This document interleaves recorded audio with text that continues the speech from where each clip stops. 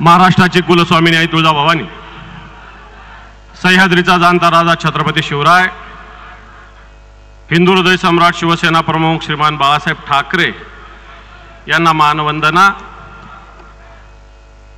आजच्या या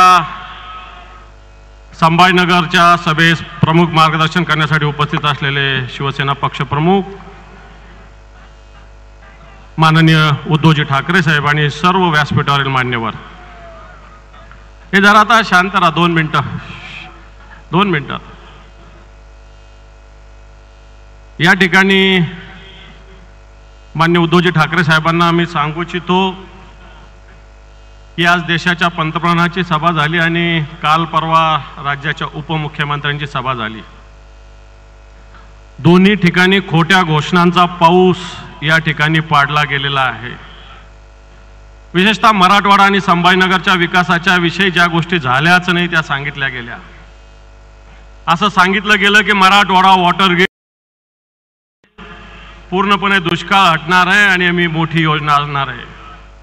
मी साहेबांना सांगू इच्छितो की मागच्या वर्षी एक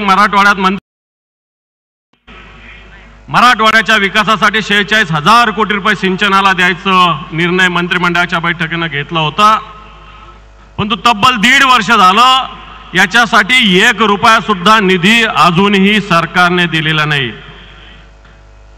आज वेगवेगळ्या ठिकाणी जलयुक्त शिवार वगैरे घोषणा सांगितल्या गेल्या। भर पावसाळ्यात या संभाजीनगरात 700 टँकर चालू होते।